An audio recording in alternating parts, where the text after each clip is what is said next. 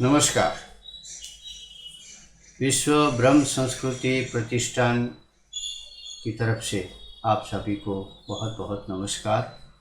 Brahmanath channel में आपका हार्दिक स्वागत। दोस्तों, ये ब्रह्मनाथ चैनल, जैसे हमने आपसे पहले भी कहा है, हम ब्राह्मण वर्ग को संगठित करने के लिए चला रहे हैं। इसमें हमारा कोई व्यापारिक दृष्टिकोण नहीं है, ये एक हमारा मिशन है और ये हमारे फाउंडेशंस की जो एक्टिविटीज़ है उसका एक भाग है। तो कृपया आप जहाँ जहाँ ये सुन रहे हो, जो भी ब्राह्मण मित्र हो, वो इससे जुड़ जाए, इसको लाइक करें, इसको शेयर करें और इसको सब्सक्राइब भी करें, ताकि हमारा संगठन और मजबूत हो। दोस्तों, ब्रह्मनाथ का लक्ष्य यही है कि ब्रह्म संस्कृति का पुनः जागरण किया जाए और इसमें सभी हमारे ज्ञानी विज्ञानी ब्राह्मणों को एक साथ इकट्ठा करके एक महायज्ञ की तरह एक वैचारिक क्रांति के लिए अपने वर्ग को तैयार किया जाए।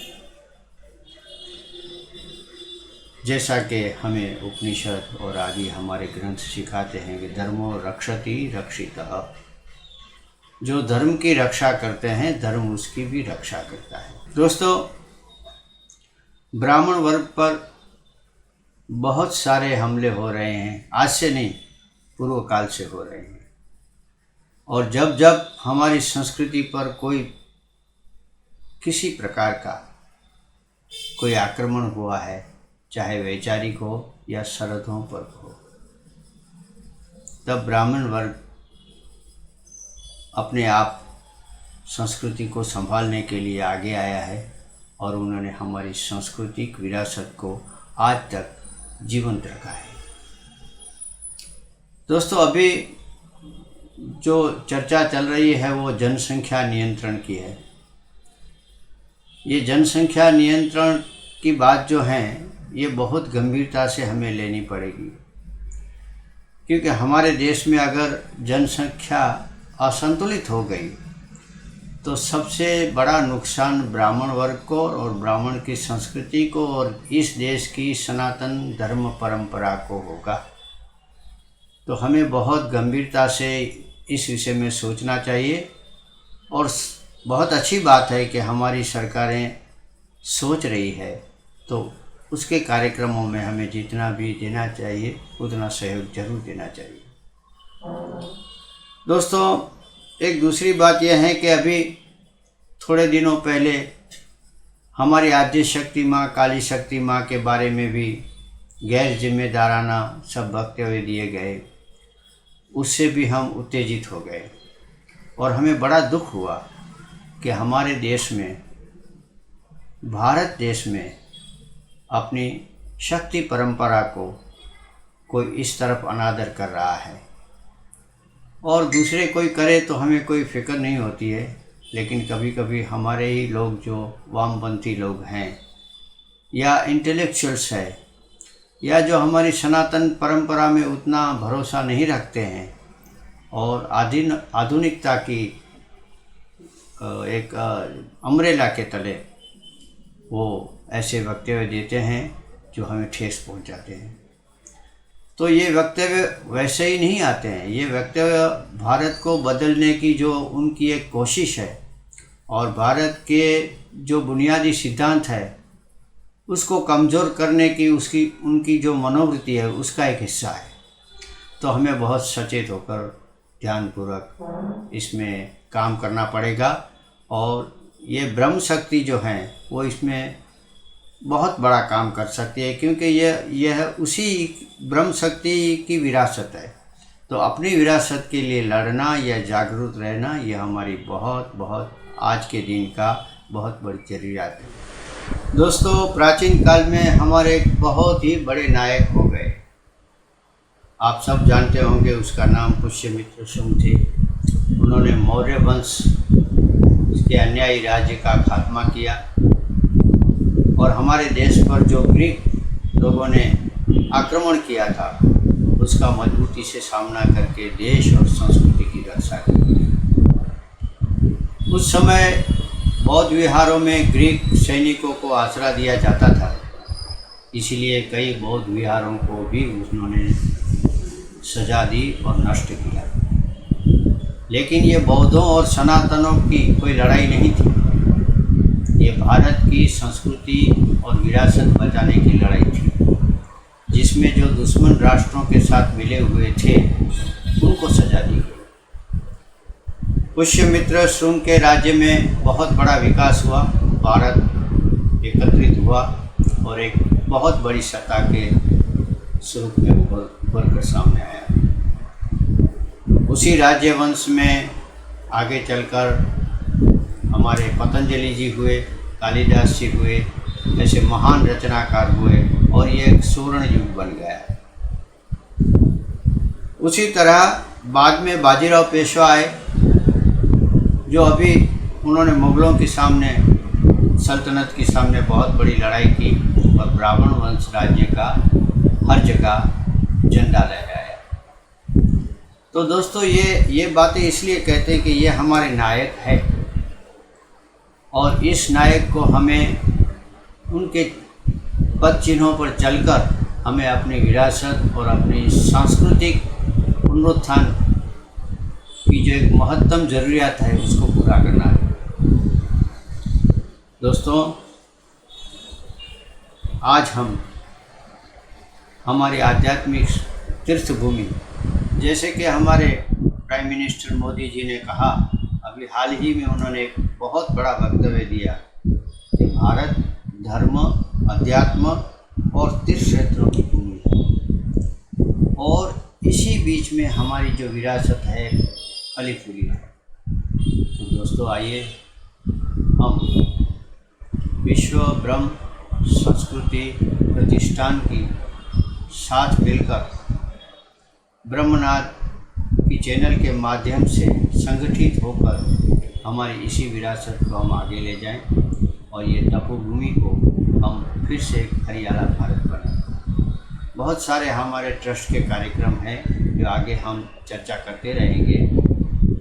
अभी एक श्रेणी में हम आपको ले चलते हैं, जैसे हम हमेशा देते हैं, कलम की बात में डॉक्टर मीनाक्षी जोशी आपसे बात करेगी ब्राह्मण रचनाकारों के बारे में। तो आइए सुनते हैं डॉक्टर मीनाक्षी जोशी जी। ब्रह्मनाथ के सभी दर्शकों को मीनाक्षी जोशी का प्रणाम, नमस्कार, सादर अभिवादन। कलम की बात श्रृंखला के अंतर्गत आज मैं हिंदी साहित्य के विद्रोही कवि के रूप में पहचाने जाने वाले कवि, लेखक, निबंधकार श्री रामधारी सिंह दिनकर जी की चर्चा करने जा रही हूँ। रामधारी सिंह दिनकर जी वैसे स्वतंत्रता के पूर्व एक वीर रस के कवि के रूप में जाने जाते थे और स्वतंत्रता के बाद उनको राष्ट्रकवि के रूप में जाना जाने लगा। वे अनेक भाषाओं के ज्ञाता थे और उनको पद्म विभूषण, साहित्य अकादमी तथा भारतीय ज्ञानपीठ के पुरस्कार से सम्मानित किया गया था। उनकी प्रमुख रचनाएं हैं रश्मिरथी, हुंकार, कुरुक्षेत्र, उर्वशी, संस्कृति के 4 अध्याय, परशुराम की प्रतीक्षा इत्यादि। इनमें से आज मैं थोड़ी सी बात करना चाहूँगी संस्कृति के 4 अध्याय। संस्कृति के 4 अध्याय वास्तव में भारत के पूरी सांस्कृतिक इतिहास का एक सुंदर वर्णन है उसमें, और उस 4 भागों में हमारे देश में किस प्रकार सांस्कृतिक परिवर्तन हुए उसकी चर्चा लेखक ने की है। लेखक के अनुसार पहली क्रांति तब हुई जब आर्य हमारे देश में आए और यहाँ की आर्येतर जातियों के साथ मिलकर उन्होंने बुनियादी संस्कृति की स्थापना की। इसके बाद दूसरी क्रांति तब मानी लेखक ने कि हमारे देश में महावीर और गौतम बुद्ध ने जिस प्रकार जैन धर्म के माध्यम से उपनिषदों को और उपनिषदों की ओर लोगों का ध्यान खींचने का प्रयास किया, वह दूसरी सांस्कृतिक क्रांति थी। इसके बाद हमारे देश में इस्लाम धर्म का प्रवेश हुआ और इस्लाम के प्रभाव से पूरे सांस्कृतिक परिवेश में जो परिवर्तन हुआ वह तीसरी क्रांति मानी जाती है। और दिनकर जी कहते हैं कि चौथी क्रांति अंग्रेज़ों के आने से हुई। अंग्रेज़ों के आने के बाद इस्लाम और अंग्रेज ने मिलकर भारतीय संस्कृति को बहुत अधिक प्रभावित किया। इस पुस्तक की भूमिका में रामधारी जी ने एक बहुत महत्वपूर्ण बात लिखी है।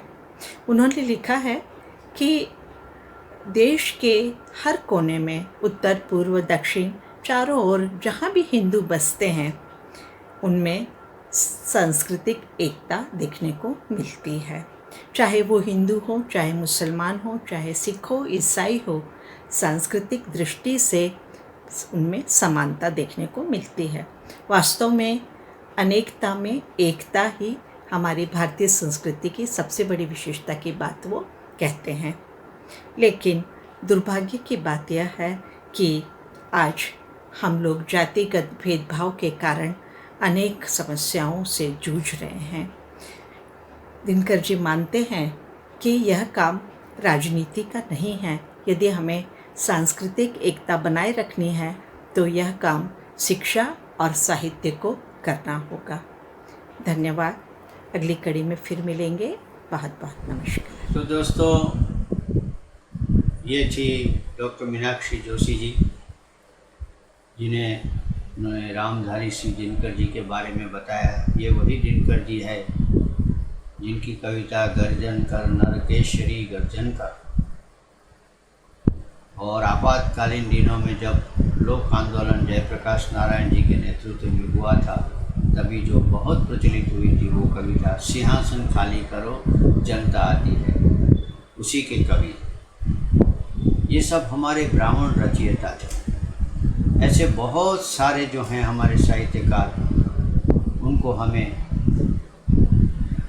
इस चैनल में लाना है और इसके बारे में हमारी नई पीढ़ी को जानकारी देनी है।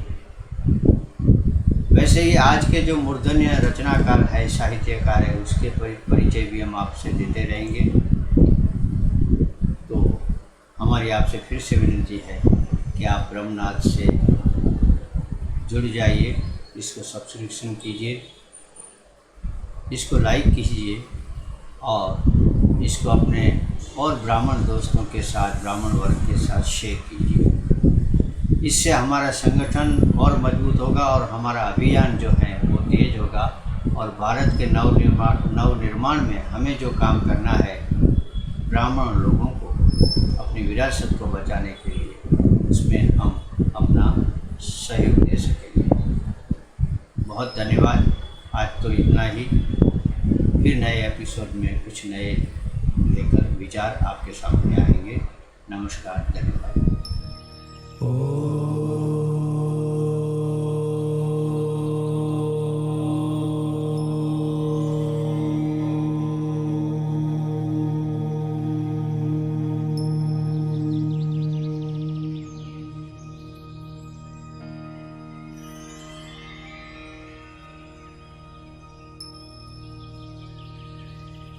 Oh